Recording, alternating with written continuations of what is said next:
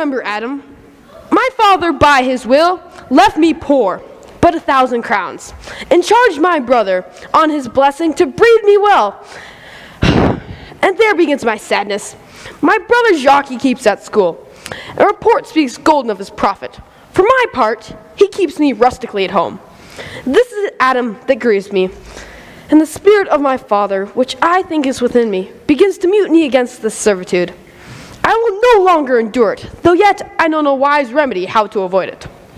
Yonder comes my master, your brother. Go but, Adam, for thou shalt hear how he will shake me up. Now, sir, what makes you here? Nothing, for I am not taught to make anything. What mar you then, sir? Marry, sir, I am helping you mar that which God made, a poor, unworthy brother of yours with idleness. Marry, sir, be better employed. Shall I keep your hogs and eat husks with them? What prodigal portion have I spent that I should come to this? Know you where you are, sir? Oh, sir, very well, here in your orchard. Know you before whom, sir? I, better than him I am before knows me. I know you are my elder brother. The courtesy of nations allows you my better, and that you are the firstborn. I have as much my father in me as you. What boy?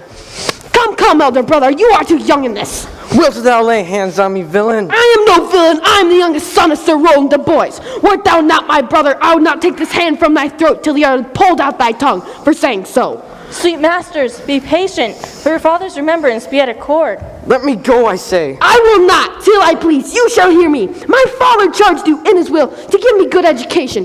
You have trained me like a peasant. The spirit of my father grows strong in me. Therefore, give me the education as becomes a gentleman, or give me the inheritance my father left me. With that, I will go and seek my fortune. What wilt thou do when it is spent? Beg? Well, sir, get you in. I will not long be troubled with you. You may have some part of your will. I pray you, leave me.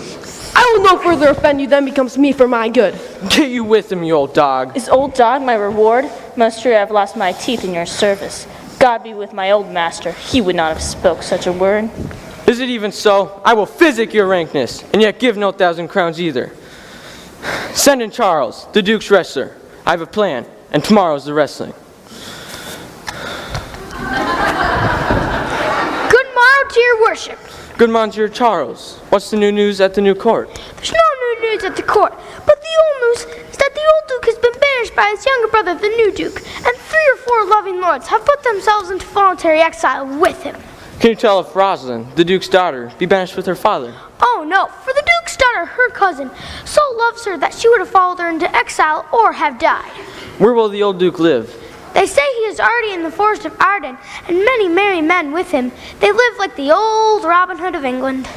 Do you wrestle before the new Duke tomorrow? Marry, I do, sir, and I understand that your younger brother Orlando plans to wrestle against me in disguise, and it would be a shame if he were to be damaged.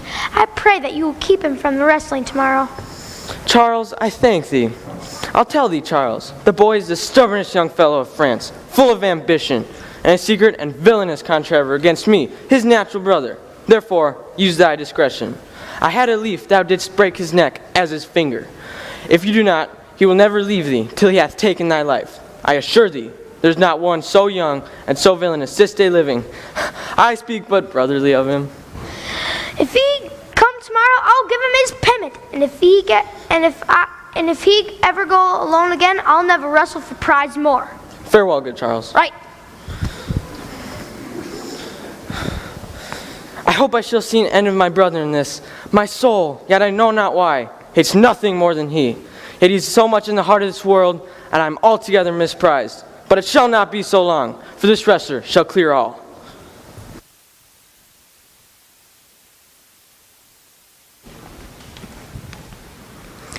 I pray thee, Rosalind, sweet my coz, be merry. Dear Celia, I show more mirth than I am mistress of. Unless you could teach me to forget a banished father, you must not complain of my melancholy. Herein I see that thou lovest me not with the full weight which I love thee.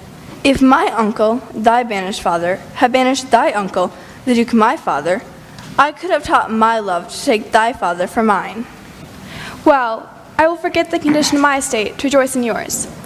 You know that my father hath no child but I, and truly, when he dies, thou shalt be his heir. For what he hath taken from thy father, perforce, I will render thee an affection. Therefore, my sweet Rose, my dear Rose, be merry. From henceforth I will, coz, and devise sports. Let me see. What think you of falling in love? Marry, I pray thee do, to make sport withal. But love no man in good earnest, that time has not yet come. How now, wit, whither wander you? Mistress, you must come away to your father. Were you made the messenger? No, bind mine honor, but I was bid to come for you. Where learned you that oath, fool? Of a certain knight that swore by his honor they were good pancakes, and swore by his honor the mustard was rotten. Now I'll stand to it. The pancakes were rotten and the mustard was good, and yet was not the knight forsworn. How prove you that in the great heap of your knowledge? Ay, marry, now it muzzle your wisdom. Stand you both forth now, stroke your chins and swear by your beards that I am a knave. By our beards, if we had them, thou art. By my knavery, if I had it, then I were. But if you swear by that is not, you are not forsworn. No more was this knight swearing by his honor, for he never had any. Or if he had sworn it away before ever he saw those pancakes or that mustard. Enough, speak no more. You will be whipped one of these days. The more pity that fools may not speak wisely what wise men do foolishly. By my troth, thou sayest true. For since the little wit fools have with silence, the little foolery that wise men have makes a great show. Here comes Monsieur Lebeau. With his mouth full of news. Bonjour, Monsieur Lebeau. What's the news? Fair princess, you have lost much good sport. Sport? Of what color? What color? Madame, how shall I answer you? As wit and fortune will. Or as the destinies decree! Well said. That was laid on with a trowel. Nay, if I keep not my rank. Thou losest thy old smell. You amaze me, ladies. I would have told you of such good wrestling, which you have lost the sight of. There comes an old man and his 3 sons. I could match this beginning with an old tale. Once upon a time, The eldest of the 3 wrestled with Charles, the Duke's wrestler, which Charles in a moment threw him and broke 3 of his ribs. That there is little hope of life in him. So he served the 2nd, and so the 3rd. Yonder they lie, the poor old man their father, making such pitiful dole over them, that all the beholders take part with weeping. I have seen such wrestlers oft, laboring for destiny, make cruel way through the ranks of our good youth, and I have seen them, as hot as Perseus, spur their Phrygian steeds, despising many forfeits and subjugments. When they have hung the advanced sword in the air, not letting it decline on the declined, that I have said to some my standards by. Lo, Jupiter, is yonder dealing life? And I have seen them pause and take their breath. When what ring of Greeks have hemmed them in, like an Olympian wrestling, this I have seen.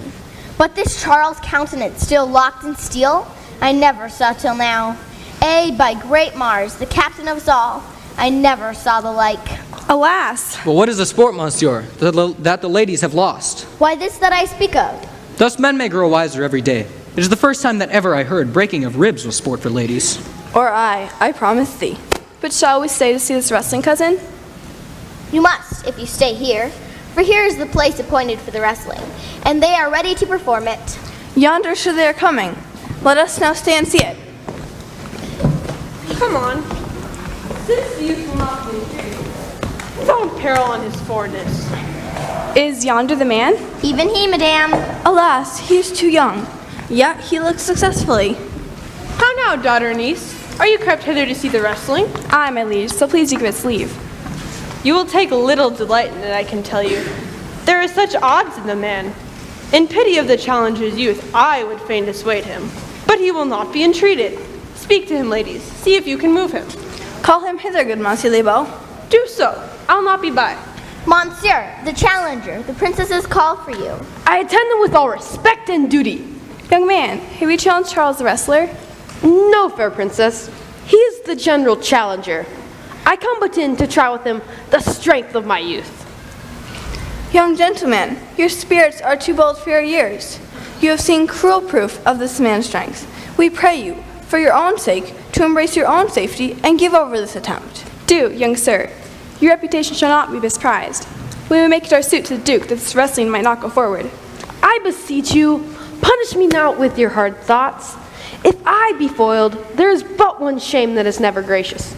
If killed, but one dead that is willing to be so. I shall do my friends no wrong, for I will have none to lament me.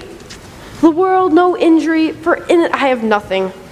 Only in the world I fill up a place, which may be better supplied when I have made it empty.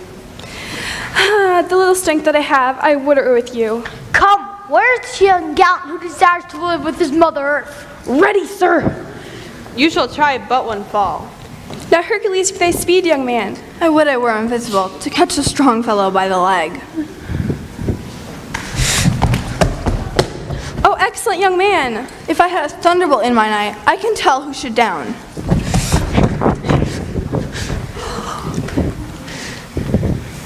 I faint.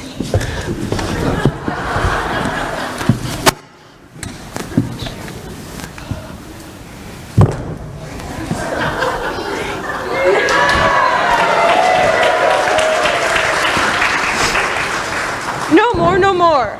Yes, I beseech your grace. I am not yet well breathed. How dost thou, Charles? He can't speak, my lord. Bear him away. What is thy name, young man? Orlando, my liege, the youngest son of Sir Roland de Boys.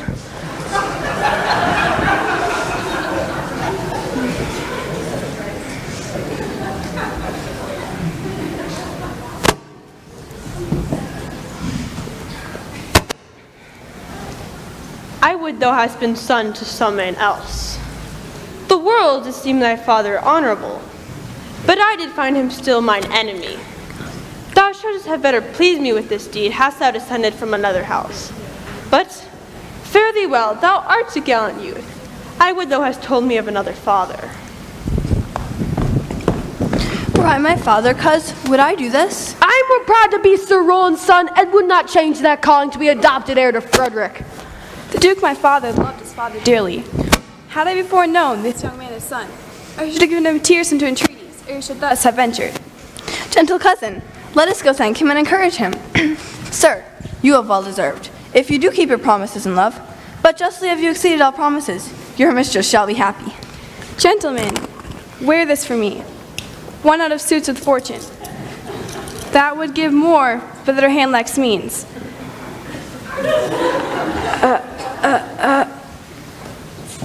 Pretty. Shall we go, cuz?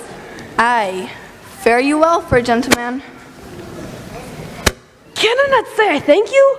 My better parts are all thrown down, and that which here stands up is but a quintain, a mere lifeless block. He calls us back.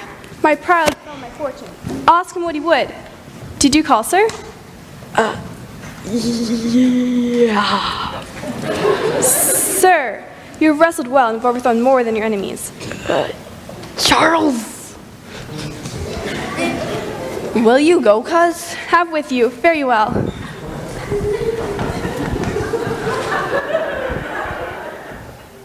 What passion hangs these weights upon my tongue? I cannot speak to her, yet she urged conference. Oh, poor Orlando, thou art thrown down. Or Charles, or something weaker masters thee. Good sir, I do in friendship counsel you to leave this place. Such is in the Duke's condition, that he misconstrues all that you have done. The Duke is humorous, he seeks your life. I thank ye, and pray ye tell me this, which of the two was daughter to the Duke that here was at the wrestling? Neither is his daughter if you judge by manners, but yet the lesser is his daughter. The other is the daughter to the banished Duke. Sir, believe me, an absolute gentlewoman, full of most excellent differences, of very soft society, and great showing indeed to speak freely of her. She is the card and calendar for gentry, for you shall find in her the countenance of what part a gentlewoman would see. I rest much bounden to you. Fare you well. Thus must I from smoke unto smother, from tyrant Duke to tyrant brother, but heavenly Rosalind.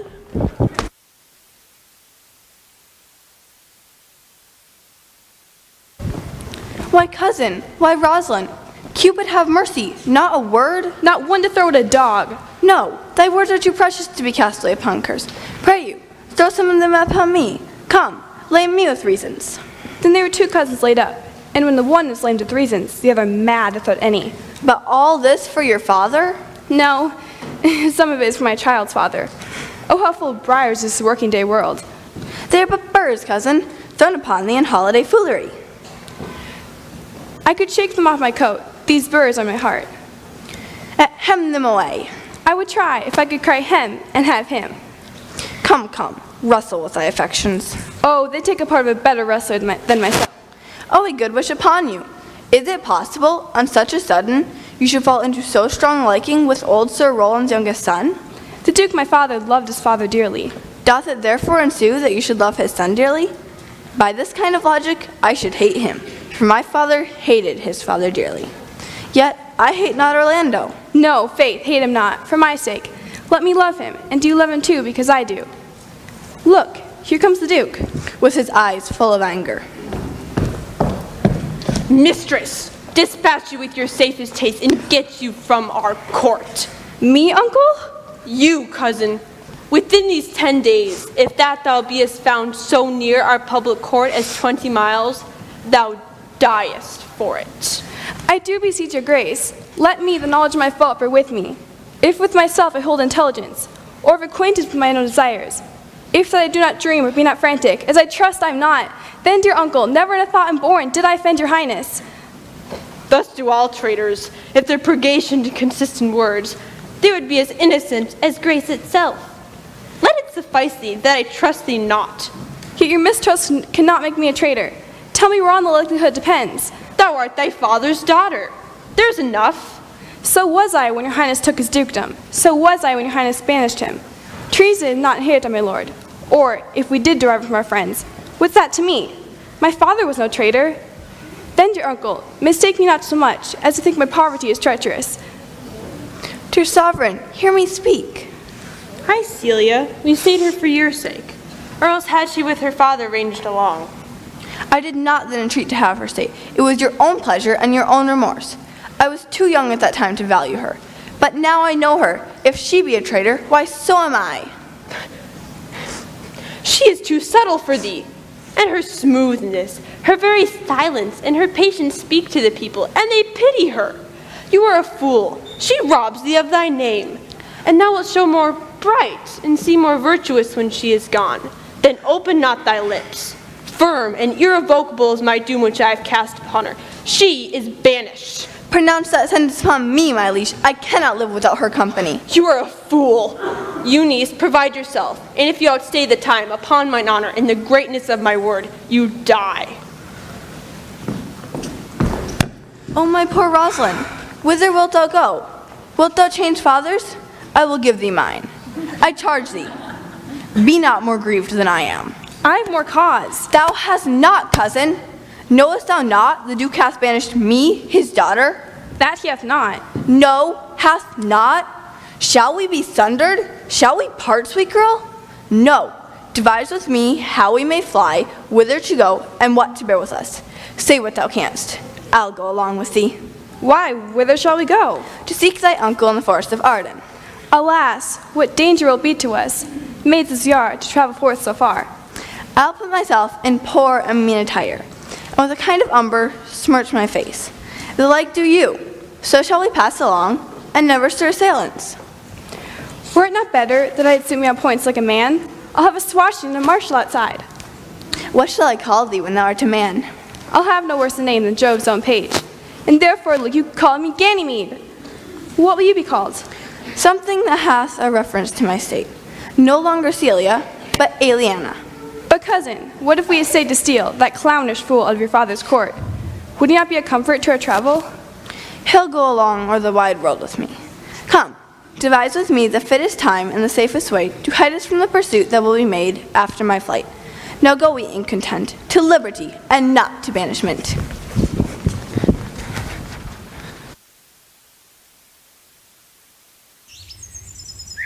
Now, my co-mates and brothers in exile, hath not old customs made this life more sweet than that of painted pomp? Are not these woods more free from peril than the envious court? Here we feel but the penalty of Adam, the season's difference as the icy fang and churlish chiding of the winter's wind, which, when it bites and blows upon my body, even till I shrink with cold, I smile and say, this is no flattery. These are counselors that feelingly persuade me what I am. Sweet are the uses of adversity, which, like a toad, ugly and venomous, wears yet a precious jewel in his head. And this, our life exempt from public haunt, finds tongues in trees, books in running brooks, sermons in stones, and good in everything. I would not change it. Happy is your grace that can translate the stubbornness of fortune into so quiet and so sweet a style. Come, should we go kill us venison? My lord, the melancholy Jaques grieves at that, and in that kind swears that you do more usurp than your brother who hath banished you. But what said Jaques? Did he not moralize our hunting? He swears that we are mere usurpers and tyrants, and what's worse, to fright the animals and kill them up out of their assigned and native dwelling place. Where shall we find him in this contemplation? He lies, weeping and commenting upon the sobbing deer. Come, show me the place. I love to cope with him in these sullen fits, for then he's full of matter. I'll bring you to him straight. There you are.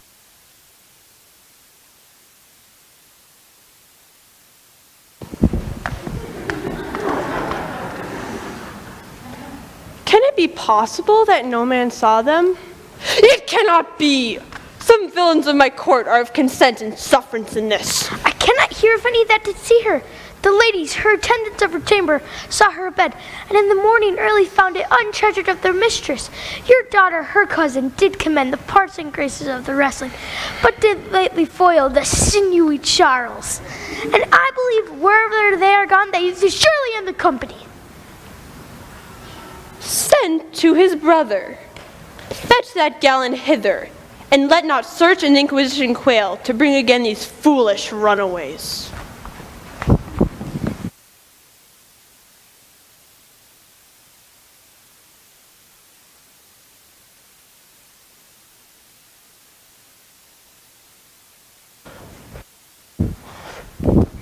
Who's there?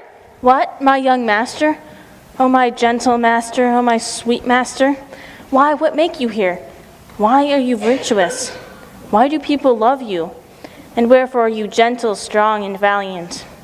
Your praises come too swiftly home before you. Know you not, master, that to some kind of men their graces serve them but as enemies? No more to yours.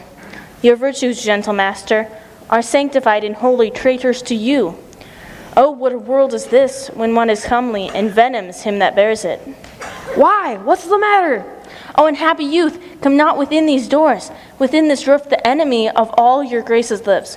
Your brother, no brother, yet the son, yet not the son, I will not call him son, of him I was about to call his father, hath heard your praises, and this night he means to burn the lodging where you used to lie, and you within it. This house is but a butchery. Abhor it, fear it, do not enter it. Why? Whither, Adam, wouldst thou have me go? No matter whither, so you come not here. What? Wouldst thou have me go and beg my food? Or with a base and boisterous sword and force, a thievish living on the common road? This I must do, or know not what to do. Yet this I will not do how I can.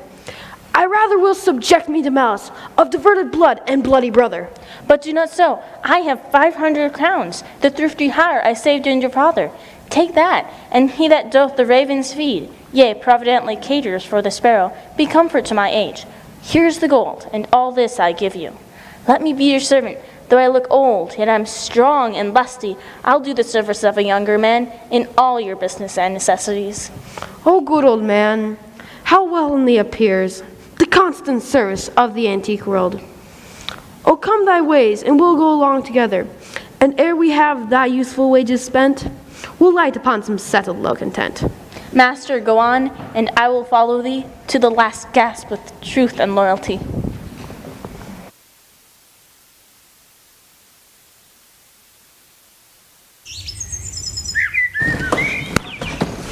O Jupiter, how weary are my spirits.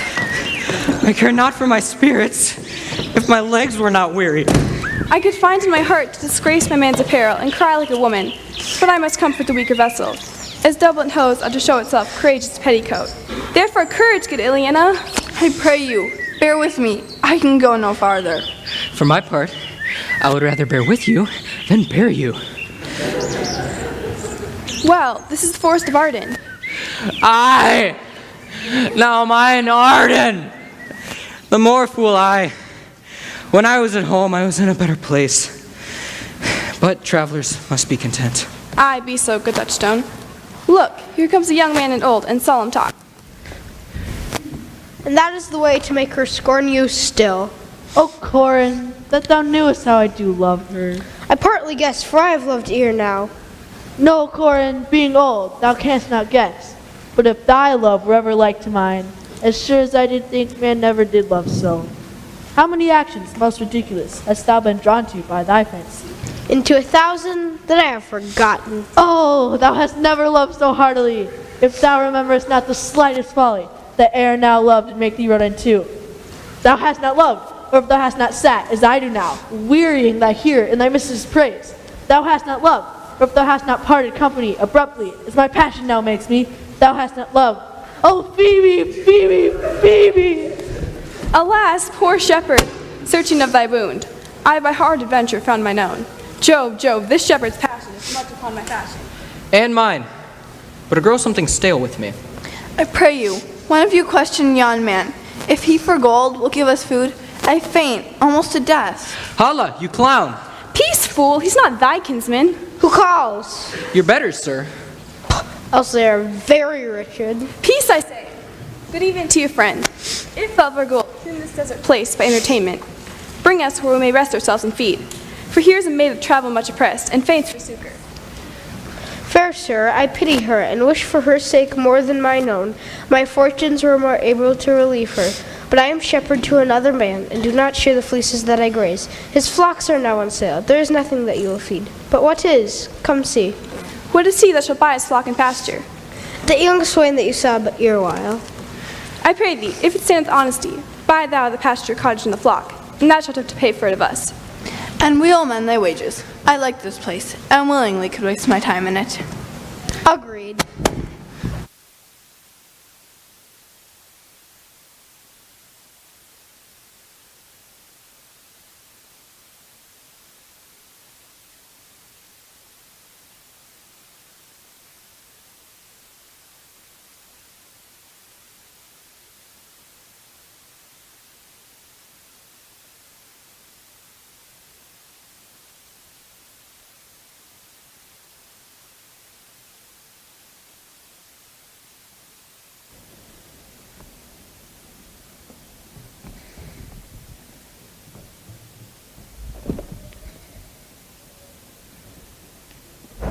Come, gather around. We'll have a song straight.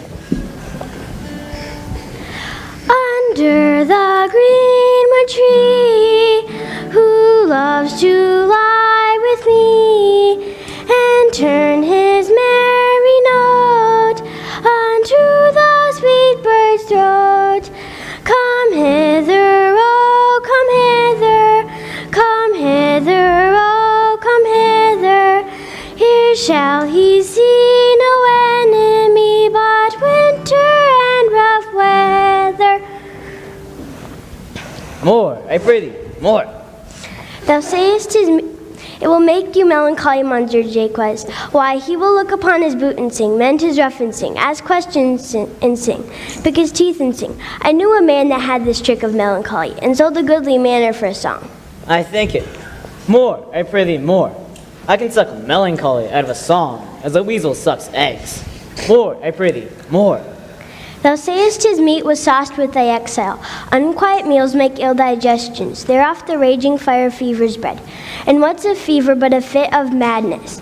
Thou sayest his sport was hindered by thy woes. Sweet recreation bared who doth ensue, but moody and dull melancholy. Kinsman to grim and comfortless despair, and at her heels a huge infectious troop of pale distemperatures and foes to life, in food and sport and in life-preserving rest. The consequence is melancholy fits, that would scare us all from all our use of wits. My voice is ragged, I know I cannot please you. I do not desire you to please me. I desire you to sing. Come, another stanza. Call you on stanzas? No. What you will, Monsieur Jaques. Nay, I care not for their names, but to sing. Come, warble, come.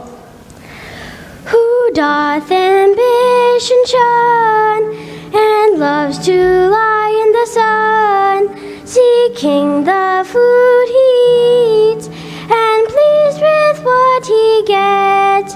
Come hither, oh, come hither, come hither, oh, come hither.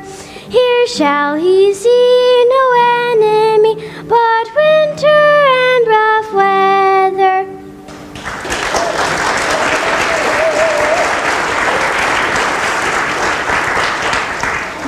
I'll give you a verse to this note that I made yesterday, in despite of my invention. And thus it goes. If it to come to pass that any man turn ass, leaving its wealth and ease, a stubborn will to please. Dick Tommy, oh Dick Tommy, Dick Tommy, oh Dick Tommy. There shall he see gross fools as he, if he'll come to me. And what's that, Duke Domi? 'Tis Greek invocation to call fools into a circle. I'll go sleep, if I can. And if I cannot, I'll pace about and think of more rhymes for Duke Domi. And I'll go see the Duke. His banquet is prepared.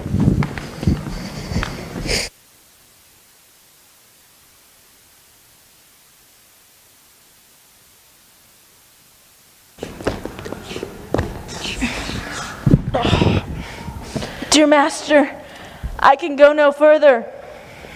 Oh, I die for food. Here I lie down and measure out my grave. Farewell, kind master. Why? How now, Adam? No greater heart in thee? Live a little, comfort a little, cheer thyself a little. If this uncouth forest yield anything savage, I will either be food for it or bring it as food to thee. I shall bear thee to some shelter, and thou shalt not die for lack of a dinner, if there live anything in this desert. Cheerly, good Adam!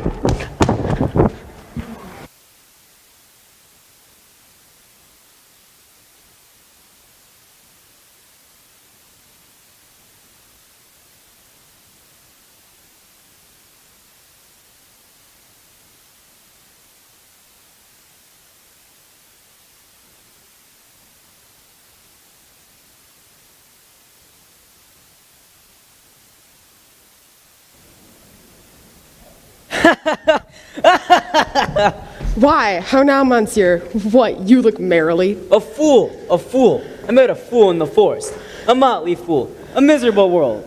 As I lived by food, I met a fool who laid him down and basked him in the sun, railed on Lady Fortune in good terms, in good set terms, and yet a motley fool.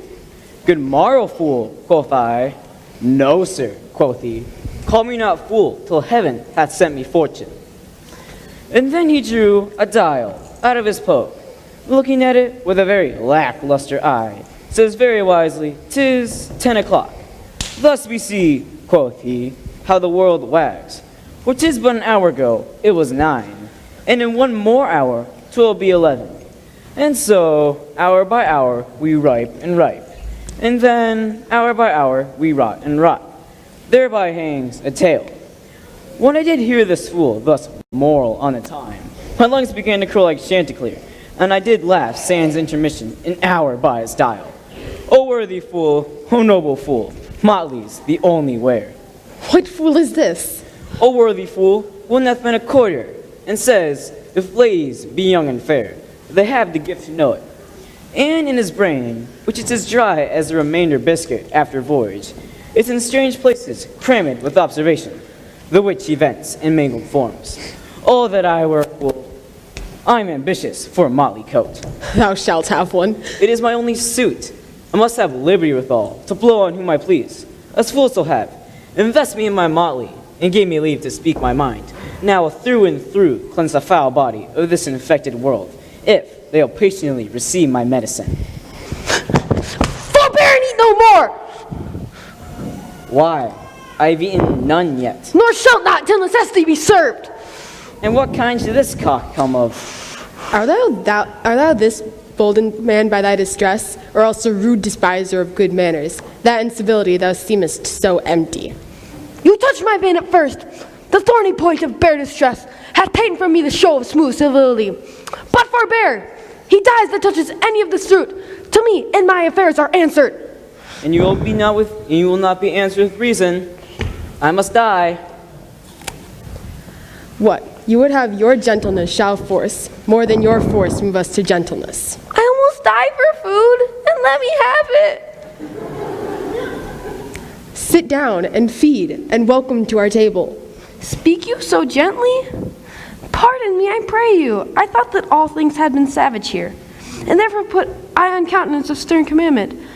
But what are you in this desert so inaccessible? Under the shade of melancholy boughs, losing and neglecting the creeping hour's time. If ever you have looked upon a better day, if ever been where bells knolled to church, if ever been at a good man's feast, if ever from that eyelid wiped a tear and known what 'tis to pity and be pitied, let gentleness my strong enforcement be, in which hope I blush and hide my sword. True is it that we have seen better days, and have been knolled to church, and therefore sit you down in gentleness. But forbear your fruit a little while. There is an old poor man who after me hath many a weary step limped in pure love. Go, find him out. We will nothing waste till you return. I thank ye most for him. Thou seest we are not all alone, unhappy. This wide and universal theater presents more woeful pageants than the scene wherein we play in. All the world's a stage, and all the men and women merely players. They all have their exits and their entrances, and one man in his time plays many parts. These parts being 7 ages. At first the infant, mewling and puking in the nurse's arms, and then the whining schoolboy with satchel and bright morning face, creeping like a snail unwillingly to school, and then the lover, sighing like a furnace, with a woeful ballad made to his mistress's eyebrow, and then the soldier, full of strange oaths and bearded like the pard, jealous in honor, sudden and quick in quarrel, seeking the bubble reputation, even into the cannon's mouth. And then the judge, in fair round belly, in good cape and lines, with eyes severe and beard of formal cut, full of wise saws and instances, thus he plays his part. The 6th age shifts into the lean and slippered pantaloon, with spectacles on nose and pouch on side, with his useful hose well saved, and a world too wide for his shrunk shank, and his deep manly voice turning again towards childish treble, pipes and whistles in his sound. The last scene of all that ends this strange and eventful history, a second childish and mere oblivion. Sans teeth, sans eyes, sans taste, sans everything.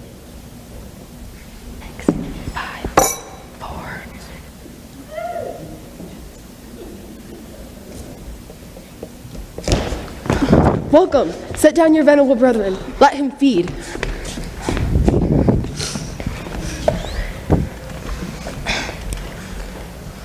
I thank ye most for him. And so had you need. I scarce can speak to thank you for myself. Welcome. Fall to. Give us some music. Good cousin. Sing. Blow, blow, blow, blow the winter wind, thou art not so unkind as man's ingratitude.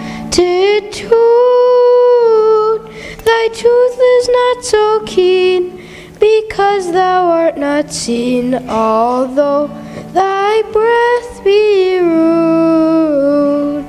Hi-ho, sing hi-ho, hi-ho, sing hi-ho, unto the green holly. Most friendship is feigning, most loving mere folly. Then hi-ho, sing hi-ho for the holly. Freeze, freeze, thou bitter sky, thou dost not bite so nigh as benefits for God. Though the waters warp, thy sting is not so sharp as friends remembered not. Hi-ho, sing hi-ho, hi-ho, sing hi-ho, unto the green holly. Most friendship is feigning, most loving mere folly. Then hi-ho, sing hi-ho for the holly.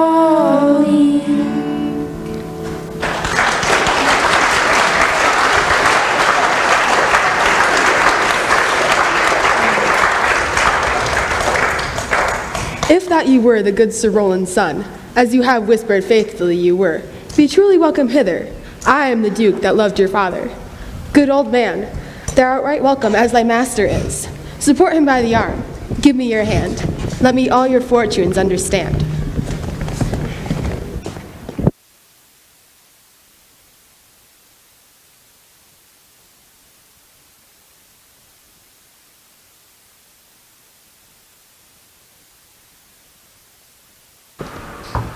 Not see him since.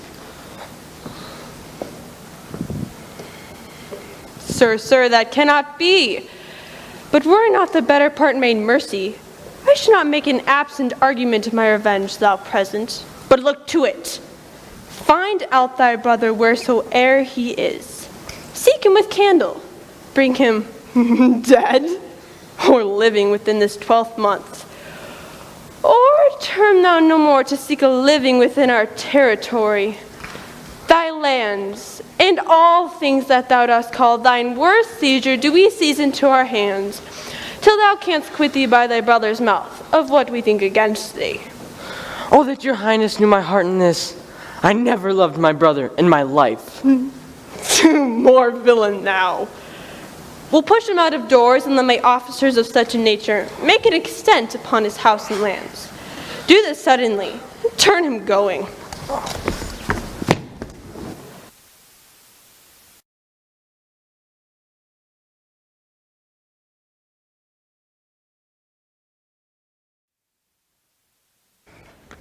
Yes, got that one. Yes.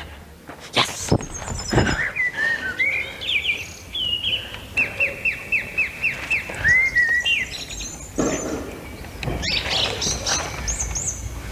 Hang there my verses, and witness of my love.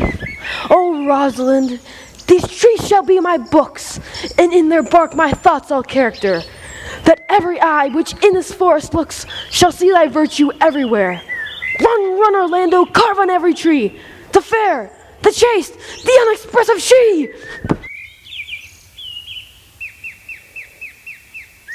Oh, Master Shepherd William. And how like you the shepherd's life, Master Touchstone? Truly, Shepherd, in respect of itself, it is a great life. But in respect it is a shepherd's life, it is not. Now, in respect it is solitary, it pleaseth me well. But in respect it is private, it is a very vile life. Now, in respect it is in the fields, I like it very well. But in respect that is not in the courts, it is tedious. Hast any philosophy in thee, Shepherd?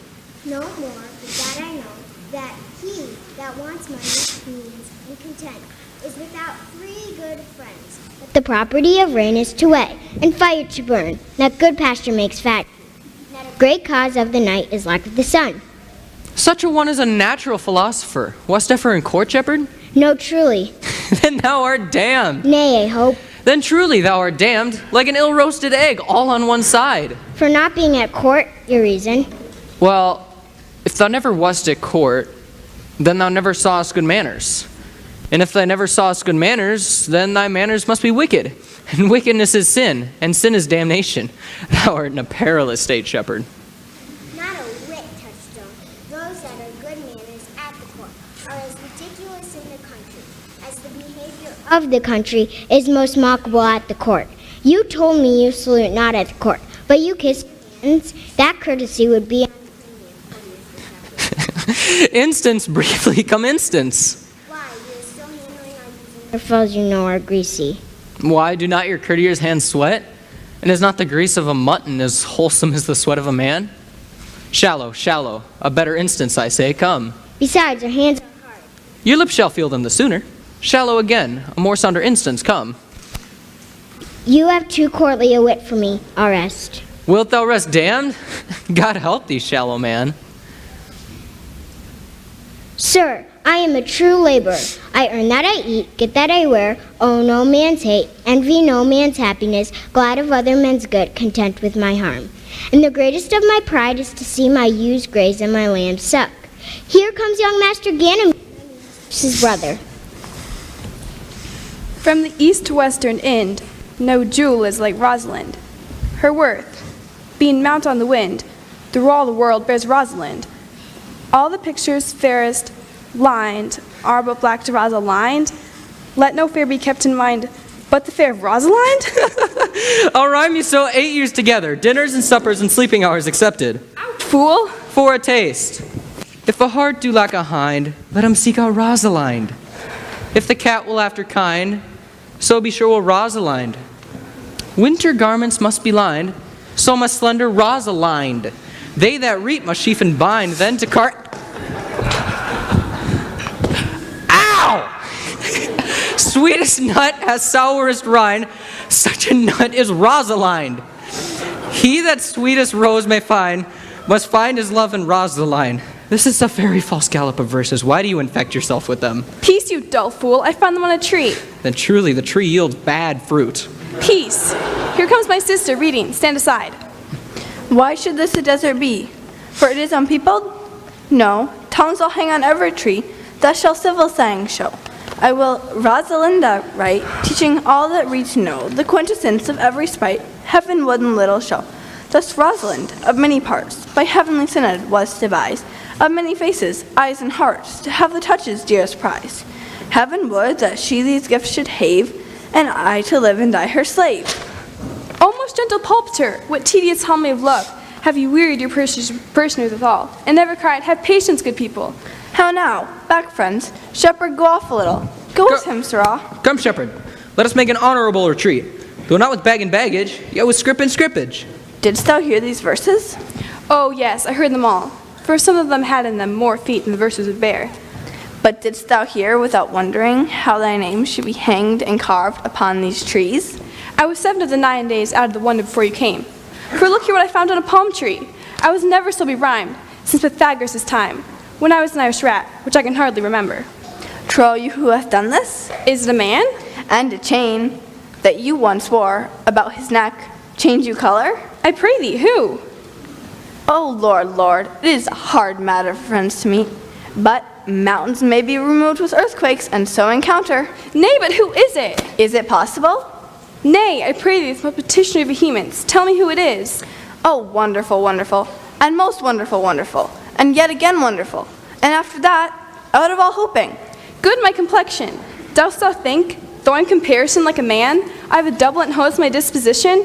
1 inch of delay more is the south sea of discovery. I pray thee, tell me who it is, and speak a space.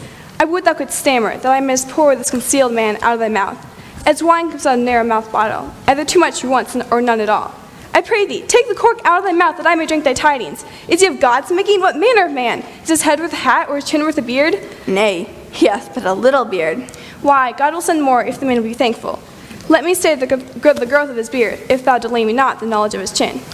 It is young Orlando, that tripped up the wrestler's heels, and your heart, both in an instant. Nay, do not mock me. Speak, sad brow and sure maid. In faith, coz, 'tis he. Orlando? Orlando. He? He. Alas the day! What shall I do with my double and hose? What did he when thou sawest him? What said he? How looked he? Wherein went he? How parted he with thee? Did he ask for me? Answer me in one word. You must borrow me Gargunta's mouth first. But doth he know him in this forest in man's apparel? Looks he as freshly as he did the day he wrestled? I found him under a tree like a dropped acorn. It may as well have been Job's tree when it drops forth such fruit. Give me audience, good madam. Proceed. There he lay, stretched along like a wounded knight. Though be pity to see such a sight, it well becomes the ground. Cry woe to thy tongue, it curvets unreasonably. He was furnished like a hunter. Oh, ominous, he comes to kill my heart. I would sing my song without a burden. Thou bringest me out of tune. Do you not know I'm a woman? When I think, I must speak. Sweet, say on. You bring me out. Soft, comes he not here? 'Tis he, slink by and note him. I thank you for your company, but good faith, I'd have as lief have been myself alone. And so had I. But yet for fashion's sake, I thank thee for your civility. God be with you. Let's meet as little as we can. I do desire to be better strangers. I pray you, mar no more trees with writing love songs in their barks. I pray you, mar no more of my verses with reading them in ill favor. Rosalind is your love's name? Yes, just. I do not like your name. There was no thought of pleasing you when she was christened. What stature is she of? Just as high as my heart. You are full of pretty answers. Will you sit down with me? What will on our mistress, the world, and all our misery? I will chide no breather in the world but myself, against whom I find most fault. The worst fault you have is to be in love. 'Tis a fault I'd not change for your best virtue. By my troth, I was seeking a fool when I found you. He is drowned in the brook. Look down and you shall see him. Ha ha, there shall I see mine own figure. Which I take to be a fool or a cipher. Nay, I'll tarry no longer with you. Farewell, good Signor Love. I'm glad of your departure. Adieu, good Monsieur Melancholy. I will speak to him like a saucy lackey. Do you hear, Forester? Very well. What would you? I pray you, what is it to clock? You should ask me what time of day. There is no clock in the forest. Then there is no true lover in the forest. Else sighing every minute and groaning every hour would detect the lazy foot of time as well as a clock. And why not the swift foot of time? Had not that been as proper? By no means, sir. Time travels in diverse paces with diverse persons. I'll tell you who time ambles withal, who time trots withal, who he gallops withal, and who he stands still withal. Who doth he trot withal? Marry, he trots hard with a young maid between the contract of a marriage and the day to solemnize. If the interim be but a week, time's pace is so hard that it seems the length of 7 years. Who ambles time withal? With a priest that lacks Latin and a rich man that hath not the gout. For the one sleeps easily because he cannot study, and the other lives merrily because he feels no pain. These time ambles withal. Who doth he gallop withal? The thief to the gallows, for though he goes soft his foot can fall, he thinks himself too soon there. Who stays it still withal? With lawyers in vacation, for the sleep between term and term, then they perceive not how time moves. Where dwell you, pretty youth? With the shepherdess, my sister, in the skirts of the forest, like the fringe upon a petticoat. Are you native to this place? As the coney that you see dwell where she is kindled. Your accent is something finer than you could purchase in such a removed dwelling. I have been told so of many. For indeed an old religious uncle of mine taught me to speak, who was in his youth an inland man, one that knew courtship too well, for there he fell in love. I thank God I'm not a woman, touched with so many giddy offenses as yet generally tax their whole sex withal. I pray thee, recount some of the principal evils that I charge to you against women. No, I will not cast my physic upon those that are sick. There is a man hunts the forest, and abuses our young plants by carving a Rosalind on their barks, hangs oaths on hawthorns, allergies on brambles, offers you deifying the name of Rosalind. If I could meet that fancy monger, I would give him some good counsel, for he seems to have the quotidian of love upon him. I am he that is so love-shaken. I pray thee, tell me your remedy. There is one of my uncle's marks upon you. He taught me how to know a man in love. What were his marks? A lean cheek, which you have not. A blue eye and sunken, which you have not. A beard neglected, which you have not. But I pardon you for that. For simply your having a beard is young brother's revenue. Then your hose should be ungartered, your sleeve untied, your shoe untied, and everything about you demonstrating the careless desolation. But you are no such man. You are the point and device accoutrements as loving yourself, than seem the lover of any other. I swear to the youth, by the white hand of Rosalind, I am he, that unfortunate he. Me believe it? You may soon make her that you love believe it. But in good sooth, are you he that hangs the verses on trees, wherein Rosalind is so admired? I am he, that unfortunate he. I pray thee, tell me your remedy. No, I will not cast my physic upon those that are sick.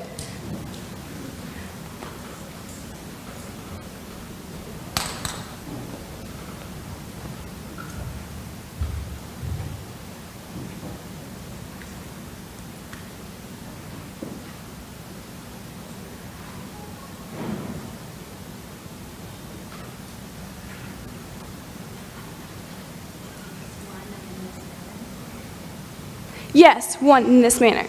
He was to imagine me his love as mistress, and I set him every day to my coat to woo me, at which time I would grieve, be effeminate, proud, fantastical, apish, shallow, inconstant, full of tears, full of smiles, for every passion something, and for no passion truly anything.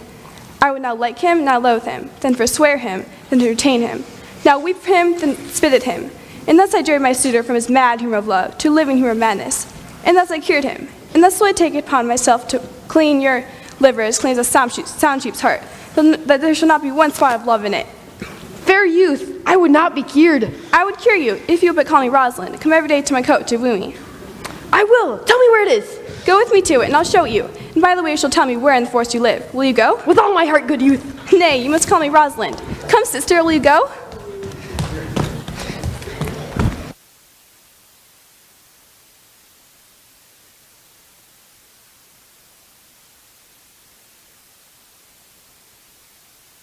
Good, Audrey. I will fetch up your goats, Audrey.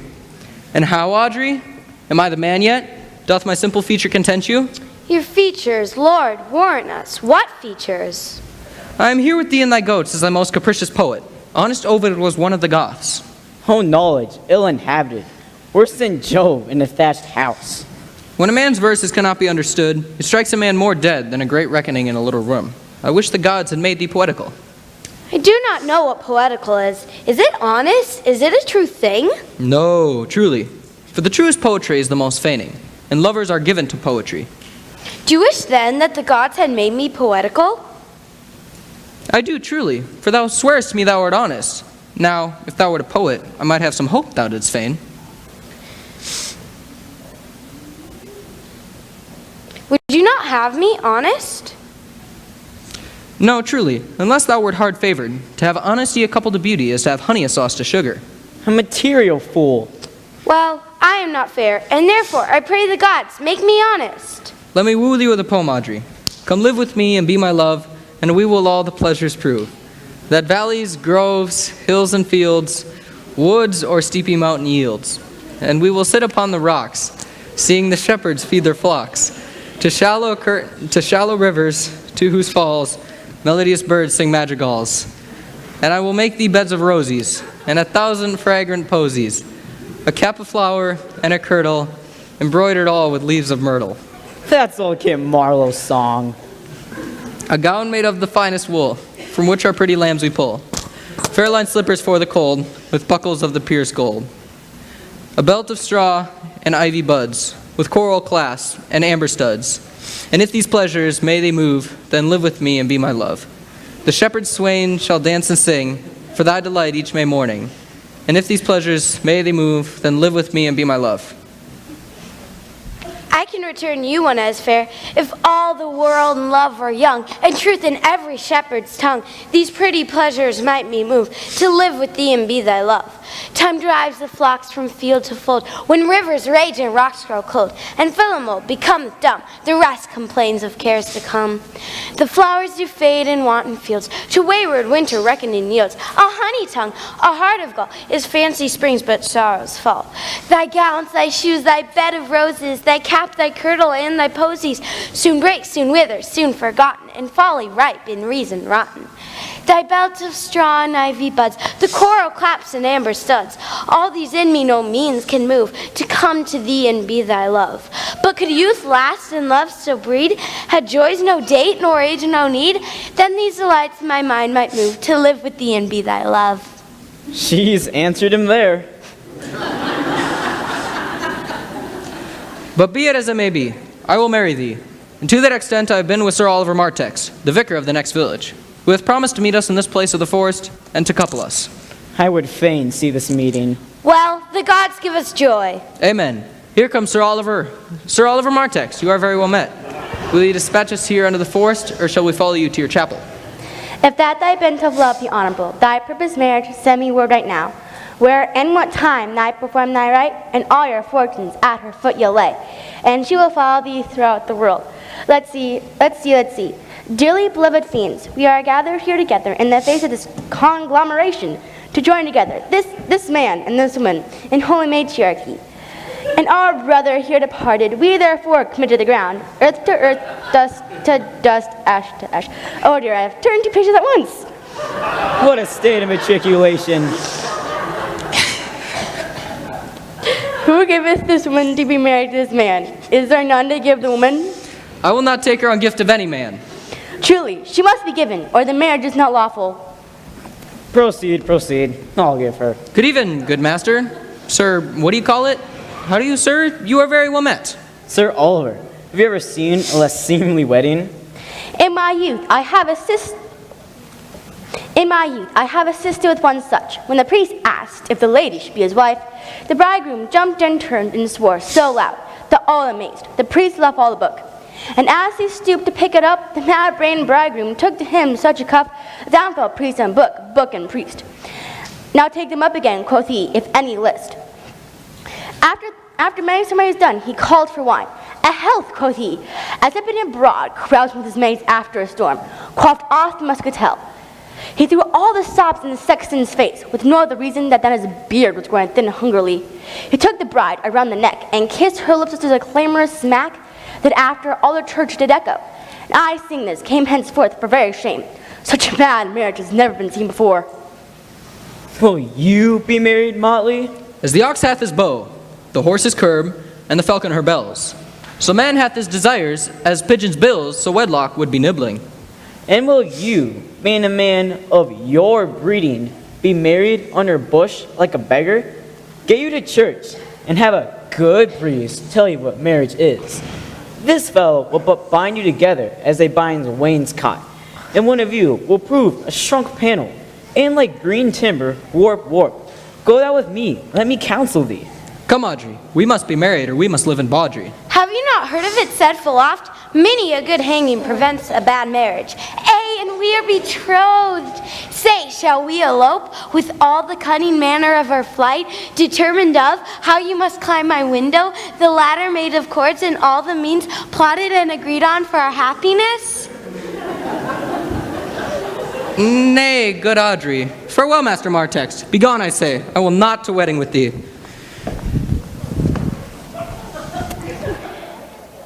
'Tis no matter. Ne'er a fantastical knave can flout me out of my calling.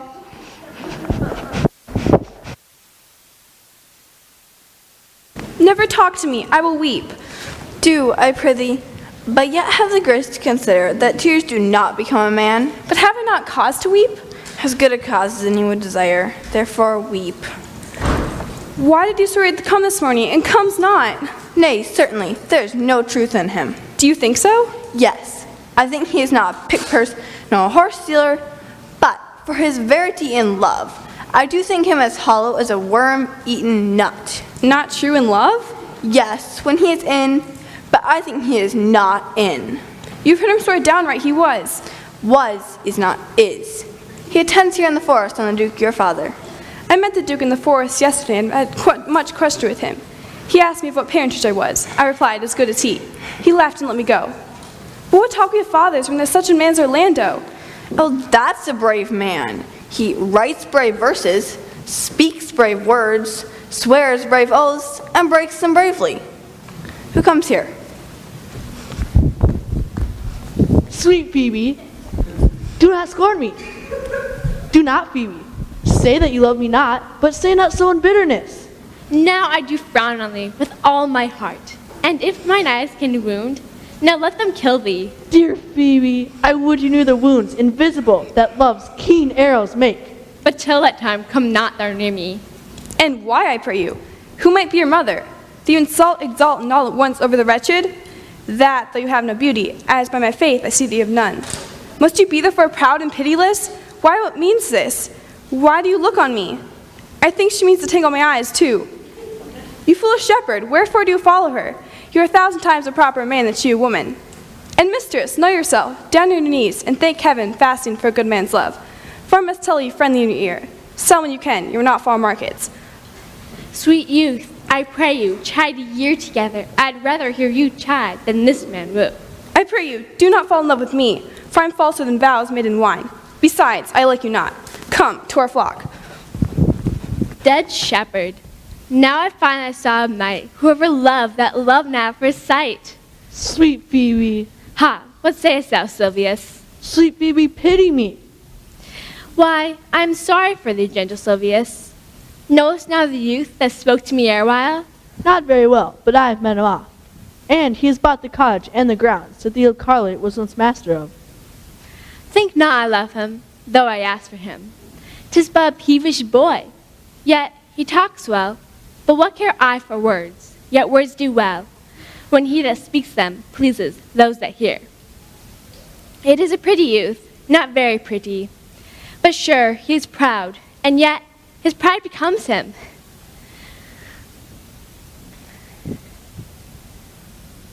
And yet his pride becomes him. He's not very tall, yet for his years he's tall. His leg is but so, and yet 'tis well. There be some women, Silvius, had they marked him in parcels as I did, would have gone near to fall in love with him. But for my part, I neither love him nor hate him, yet I have more cause to hate him than to love him. I shall write him a very taunting letter, Silvius, and thou shalt bear it. Wilt thou, Silvius? Phoebe, with all my heart. I'll raise straight, and I will be bitter with him and passing short. Go with me, Silvius.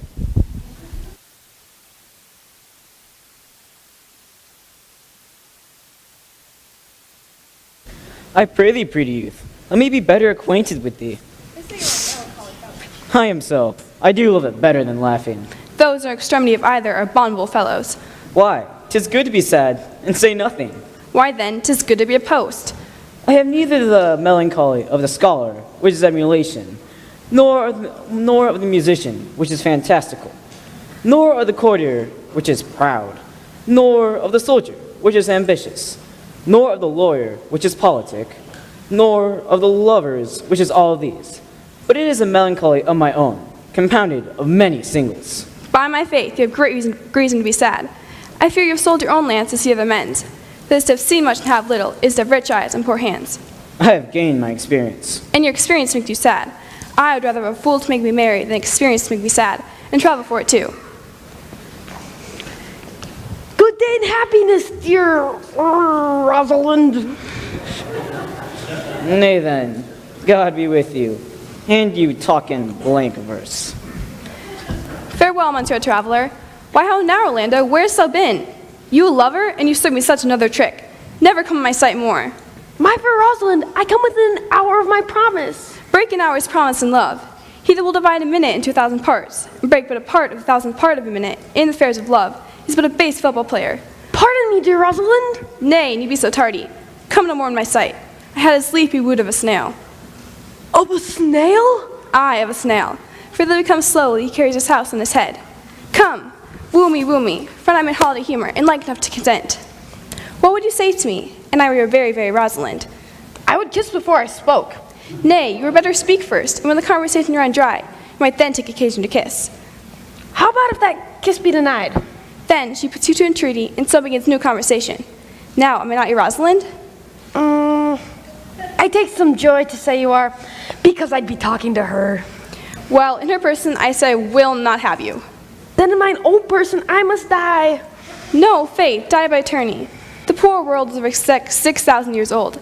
In all this time, there is not one man died in his own person in the love cause. Men have died from time to time, and worms have eaten them, but not for love. I would not have my right Rosalind of this mind, for I protest her frown might kill me. By this hand it will not kill a fly. Now, I will be your Rosalind more coming on disposition, and ask me what you will, I will grant it. Then love me, Rosalind. Yes, faith will I, Fridays and Saturdays and all. What sayest thou? Are you not good? I hope so. Why then, can one desire too much of a good thing? Come, sister, you shall be the priest and marry us. Give me your hand, Orlando. What say you, sister? I pray thee, marry us. I cannot say the words. You must begin. Will you, Orlando? Go to. Will you, Orlando, have to wife this Rosalind? I will. Aye, but when? As soon as she can marry us. Then you must say, I take thee, Rosalind, for wife. I take thee, Rosalind, for wife. And I do take thee, Orlando, for my husband. There's a girl goes before the priest, but certainly a woman's thought runs before actions. Now, tell me, how long will you have me once you have married me? Forever and a day. Say a day without the ever. No, Orlando. Men are April when they woo, December when they wed. Maids are May when they're maids. The sky changes when they're wives. I will be more jealous of thee than the Barbary rooster of his hen, more clamorous than a parrot against rain, more newfangled than an ape, more giddy than a monkey. I will weep for nothing, that will I do when you're disposed to be merry.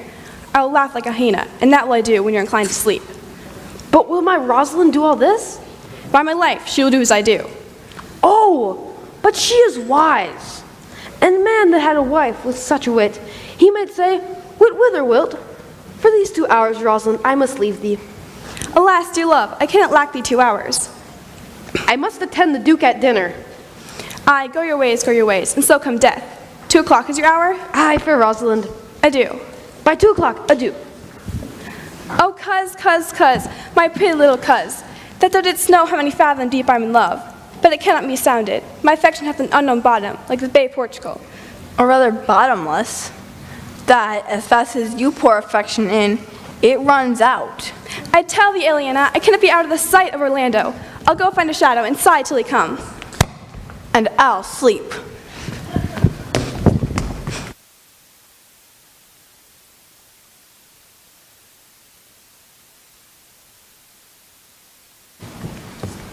How say you now?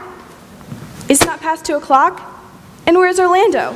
I warned you, with pure love and a troubled brain, he has gone forth to sleep. Look, who comes here? My errand is to you, fair youth. My gentle Phoebe bid me give you this. I know not the contents, but, judging from the stern brow and the waspish action which she did use in the writing of it, it bears an angry tenor. But pardon me, I am as guiltless as a messenger. Patience herself would start this letter. She says I'm not fair, that I lack manners. She calls me proud, that you could not love me. Were manners raised phoenix? Well, shepherd, well. This is a letter of your own device. No, I protest. I know not the contents. Phoebe did write it. Come, you're a fool, and turn to the extremity of love. I say she never did invent this letter. This is a man's invention, and his hand. Surely it is hers. 'Tis a boisterous and a cruel style. Will you hear the letter? So please you, for I never heard it yet. Yet heard too much of Phoebe's cruelty. She Phoebe's me. Mark how the tyrant writes. Art thou God a shepherd turned, that a maiden heart hath burned? Can woman rail thus? Tell you this railing? Whiles the eye of man did woo me, that could do no vengeance to me. He that brings this love to thee, little knows this love in me. Did you ever hear such chiding? Call you this chiding? Alas, poor shepherd. Do you pity him? No, he deserves no pity. Wilt thou love such a woman? Well, go your way to her, for I see love hath made thee a tame snake. And say this to her, that if she love me, I charge her to love thee. Hence, at a word, for here comes more company.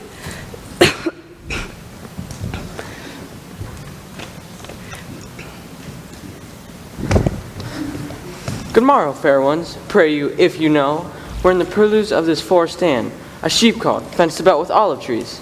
West of this place, down in the neighbor bottom, the rank of osiers by the murmuring stream. Left on your right hand brings you to the place. If that an eye may profit by a tongue, then should I know you by description. Such garments and such years, are you not the owner of the house I did inquire for? It is no boast, being asked to say we are. Orlando doth commend him to you both, and to that youth he calls his Rosalind. He sends this napkin. Are you he? I am. What must you understand by this? If you, some of my shame, if you will know of me what man I am, and how and why and where this handkerchief came. I pray you, tell it. When last young Orlando parted from you, he left a promise to return within an hour, and, pacing through the forest, chewing the food of sweet and bitter fancy, lo, what befell! He threw his eye aside, and mark what object did present itself. A wretched, ragged man, with o'ergrown hair, lying on his back. About his neck, a green and gilded snake had wreathed itself, who, with her head nimble and threats approached, the opening of its mouth, but suddenly, seeing Orlando, unlinked itself, and with intended glides did slip away unto a bush, under which bush's shade a lioness lay couching, set to pounce. With that the old man should stir. Seeing this, Orlando did approach the man, found it his brother, his elder brother. Oh, I have heard him speak of that same brother, and he did render him the most unnatural that lived amongst men. And well he might do so, for as I know, he was unnatural. But to Orlando, did you leave him there, food to the gaunt hungry lioness? Twice did he turn his back and purpose so, but kindness, nobler ever than revenge, and nature, stronger than his just occasion, made him give battle to the lioness, who quickly fell before him, in which from miserable slumber I awaked. Are you his brother? Was you he rescued? Was you who so oft contrived to kill him? 'Twas I, but 'tis not I. I do not shame to tell you what I was, since my conversion so sweetly tastes, being the thing I am. But what about the handkerchief? In brief, he led me to the gentle Duke, who gave me fresh array and entertainment, committing me unto my brother's love, and led me instantly into his cave. There stripped himself, and here on his arm the lioness had tore some flesh away, which all this while had bled. And now he fainted, and cried, in fainting, upon Rosalind. I recovered him up, bound up his wound. He sent me hither, stranger as I am, to tell this story, that you might excuse his broken promise, dyed in his blood, and to that shepherd youth he doth call his Rosalind. He sends this napkin. How no, Ganymede, sweet Ganymede. Look, many will swoon when they do look on blood. There is more in it. Cousin Ganymede. Look, he recovers. I would or were. We'll lead you thither. Pray you, take him by the arm. Be of good cheer, youth. You a man. You lack a man's heart. I do so, I confess it. Ah, sirrah, a body would think this was well counterfeited. I pray you, tell your brother how well I counterfeited. This was not counterfeit. Counterfeit, I assure you.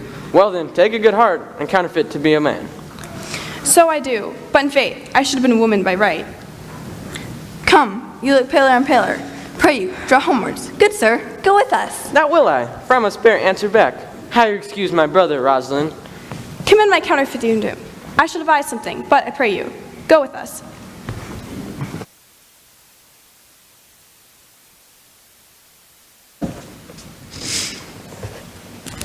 We shall find a time, Audrey. Patience, gentle Audrey. Faith, the priest was good enough for all the old gentlemen's sayings. A most wicked Sir Oliver, Audrey. A most vile Martext. But Audrey, there is a youth here in the forest that lays claim to you. I know who 'tis. He hath no interest in me in the world. Here comes the man you mean. Good evening, Audrey. God ye. Good even, William. And good evening to you, sir. Good even, gentle friend. Cover thy head, cover thy head. Nay, prithee, be covered. How old are you, friend? 5 and 20, sir. A ripe age. Is thy name William? William, sir. A fair name. Wast born in the forest here? I, sir, I thank God. Thank God indeed. A good answer. Art rich? Fifth, sir, so. So is good. Very good. Very excellent good. And yet it is not. It is but so. Art wise? I, sir, I have a pretty wit. Thou sayest well. I do not remember a saying. The fool doth think he is wise, but the wise man knows himself to be a fool. You do love this maid? I do, sir.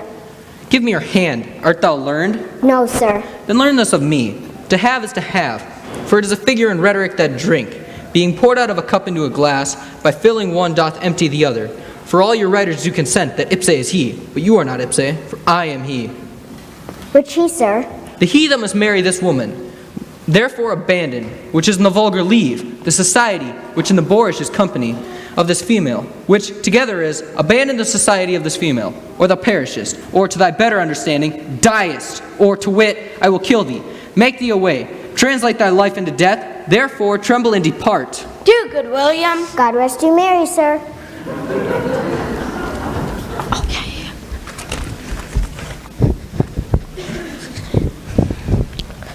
Our master and mistress seeks you. Come away, away. Trip, Audrey. I attend.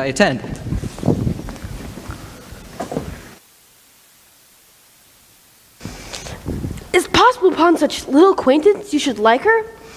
And knowing you should love her, and loving woo, and wooing she should grant, and it's possible for you to enjoy her?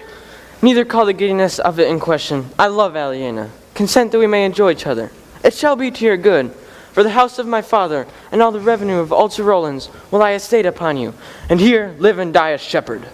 I consent. Let your wedding be tomorrow. I'll bid the Duke and all his contented followers to the wedding. But go apart, for look, here comes my Rosalind. God save you, brother. And you. Oh, my dear Orlando, how it grieves me to see thee wear thy heart in a scarf. It is my arm. I thought thy heart had been wounded with the claws of a lion. It is, but with the eyes of a lady. Did your brother tell you how I counterfeited a swoon when he showed me your handkerchief? Yes, and much more. Oh, I know where you are. For your brother and my sister no sooner met but they looked. No sooner looked but they loved. No sooner loved but they asked one another the reason. No sooner knew the reason but they sought the remedy. They will build a pair of stairs to marriage, but they will climb incontinent. They are in the very wrath of love, and they will together. Clubs cannot part them. I'll bid the Duke to the nuptial. But oh, how bitter it is to look at happiness through another man's eyes. Why then? Tomorrow I cannot serve your turn for Rosalind? I can live no longer but by thinking. I will weary then no longer with idle talking. Believe then, if you please, that I have done strange things. I have since I was 3-year-old. Conversed with a magician, who profound his art, and yet not damnable. If you do love Rosalind so near the heart as your gesture cries it out, when your brother marries Eliana, so shall you marry her. Speakest thou in sober meaning? By my life, I do.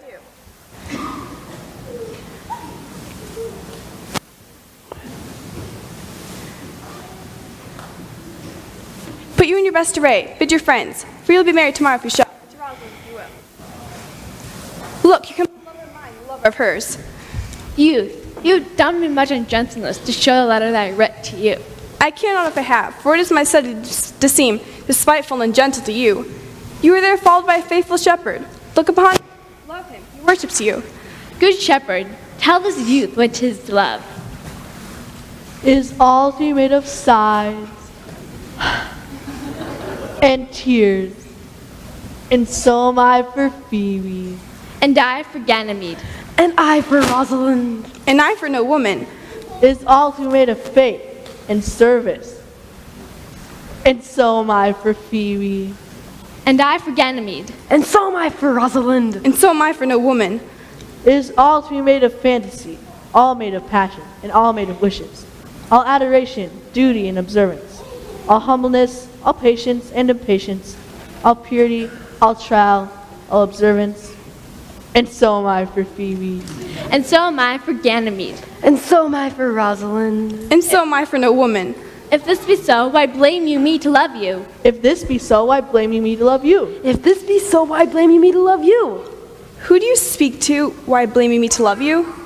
To her that is not here, nor can't not hear. I pray you, no more of this. It's like the howling of Irish wolves against the moon. I will help you if I can. I would love you if I could. Tomorrow meet me all together. I will marry you if I ever marry a woman, and you should be married tomorrow. I will satisfy you if I ever satisfy a man, and you should be married tomorrow. I will content you if what pleases you contents you, and you should be married tomorrow. As you love Rosalind, meet. As you love Phoebe, meet. So I love no woman, I'll meet. So fare you well. I've left you commands. I'll not fail if I live. Nor I. Nor I.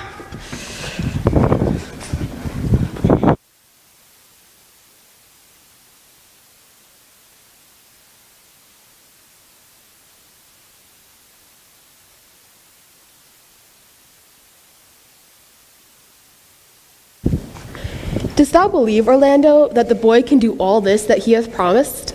I sometimes do believe, and sometimes do not. As those that fear they hope. They know they fear.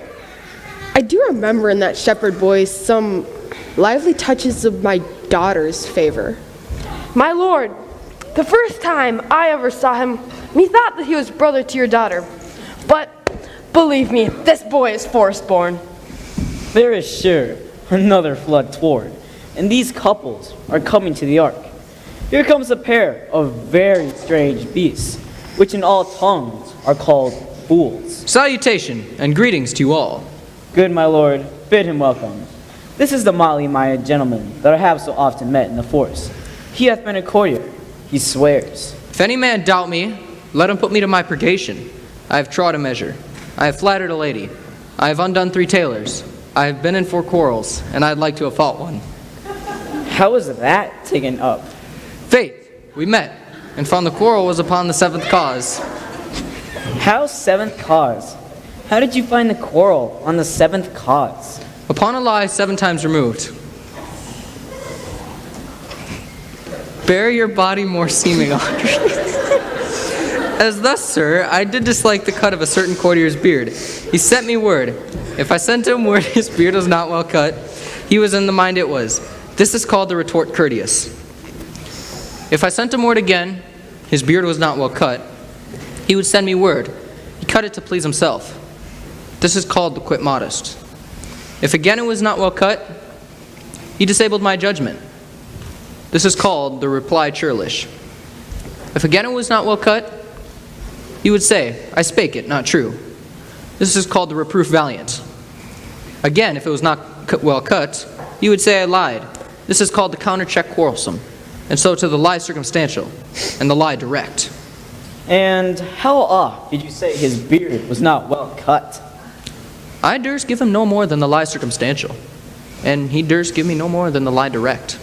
Can you nominate, then, the degrees of the lie?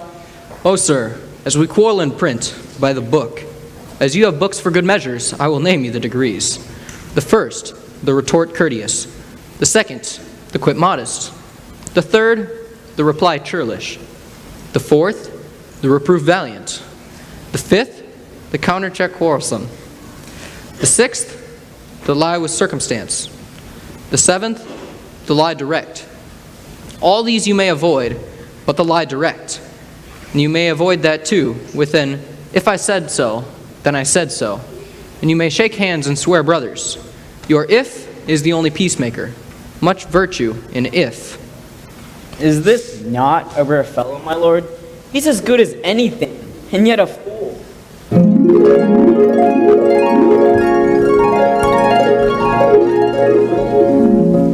Now, is there mirth in heaven? Good Duke, receive thy daughter. Sixia from heaven brought her, that thou mightest join her hands with his, whose heart within his bosom is. Fair lovers, you are fortunately met. Of this discourse we more will hear anon. And in the forest, by and by with us, these couples shall eternally be knit. What say you now? What comfort have you now? To you I give myself, for I'm yours. To you I give myself, for I'm yours. If there be truth in sight, you are my daughter. If there be truth in sight, you are my Rosalind. If science shape be true, why then, my love adieu. I'll have no father, be not he. I'll have no husband, be not he. Nor ne'er would woman, be not she. Here's 8 that must take hands to join in Sixia's bands. You and you no cross shall part. You and you are heart and heart. You to love must accord or have a woman to your lord. You and you are sure together as the winter to foul weather. Whiles the wedlock hymn we sing, feed yourself with questioning. That reason wonder may diminish how thus we met and these things finish. Weddings is Juno's crown of blessed bond of board and bed. 'Tis marriage peoples every town, high wedlock then be honored. Honor, high honor and renown to marriage ground of every town. O my dear niece, welcome thou art to me, even daughter, welcome in no less degree. I will not eat my word, now thou art mine. Thy faith that my fancy to thee doth combine. Let me not to the marriage of true minds admit impediments. Love is not love, which alters when an alteration finds, or bends with remover to remove. Oh no, it is a never fixed mark, that looks in tempest, it is never shaken. It is the star to every wandering bark, whose worst unknown, although his height be taken. Love alters not with his brief hours and weeks, but bears it out even to the edge of doom. If this be error and upon me proved, I never writ, nor no man ever loved. Let me have audience for a word or two. Brother? Jacques? Who wanteth food, but will not say he wants it, or a king conceals hunger till he famish. Our tongues in sorrows do sound deep, our joys into the air, our eyes do weep. Till tongues fetch breath that may proclaim them louder, that if heaven slumber while other creatures want, they may wake their help to comfort them. I'll then discourse our tales about several years, and wanting breath to speak, count me with tears. I'm the second son of old Sir Roland that brings tidings to his fair assembly. Duke Frederick, hearing how that every day men of great worth restored to this forest, addressed the almighty power which were on foot in his own conduct purposely to take his brother here, and putting his sword into the skirts of this wild wood he came. We're meeting with an old religious man, after some question with him once converted, both to his enterprise and from the world, his crown bequeathing to his banished brother, and all their land restored to them again that were with him exiled. Yes. This to be true, I do engage my life. Welcome, young man, first in this forest. Let us do those ends that here were well begun and well begot, and after, every of this happy number that have endured true days and nights with us shall share the good of our returned fortune, according to the measure of their state. Sir, by your patience, if I have heard you rightly, the Duke hath put on religious life, and thrown into neglect the pompous court? He hath. Would I were with him, he would always say, methinks I hear now, his pause of words. He scattered not in here, but grafted them, together into bear. Let me not live. This is good melancholy, oft begun on the catastrophe and heel of past time, when it was out, let me not live, quoth he. After my flame lacks oil, to be the snuff of younger man's speech, whose apprehensive senses all but new things sustain. Mere fathers of their garments, whose constancies expire before their fashions. This he wished. Duke Frederick, how much are we bound to heaven in daily thanks that has turned such a duke, not only good and wise, but most religious. His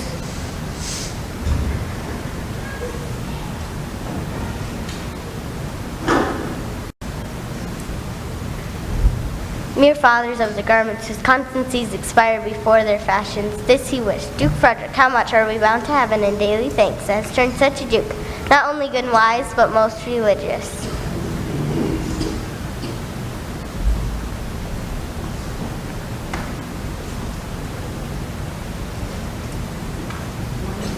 one that in all obedience makes the church the chief aim of his honor, and to strengthen that holy duty out of due respect, restores the lands he once took away. To him will I, Alius Convertes, there is much to be heard and learned. To your former honor I bequeath, your patience and virtue well deserves it. You to a love, your truth doth merit. You to your land, your love, and your great allies. You to a long and well-deserved bed. You to wrangling, so to your pleasures. I am for other than for dancing measures. Stay, Jaquez, stay. To see no pastime I, what you'll have, all says no, it's your abandoned cave. Proceed, proceed. We will begin these rites. As we do trust, they'll end in true delights. A dance.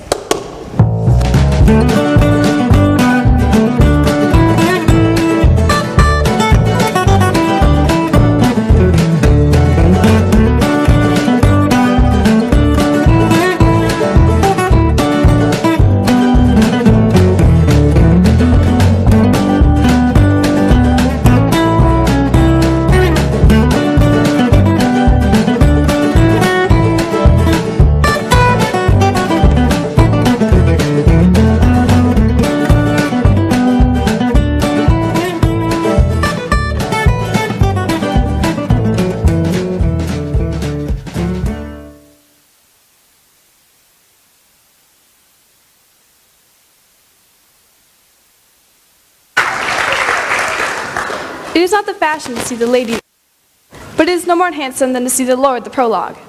If it be true the good wine needs no bush, then 'tis true that good play needs no epilogue. Yet to good wine they do use good bushes, and good plays prove the better by help of good epilogues. What a case man then, that I am neither a good epilogue, nor can I insinuate with you on behalf of a good play. I am not furnished like a beggar, therefore to beg will not become me. Therefore my way is to conjure you, and I'll begin with the women. I charge you, O woman, for the love you bear to men, just as much as the plays please you. And I charge you, O men, for the love you bear to women, that I trust by your simpering none of you hates them, that between you and the woman they play may please. If I were a woman, I would kiss as many of you as beards that please me, complexion that like me, and breasts that I not. But I am sure as many have good beards or sweet faces will, for my kind offer, when I make her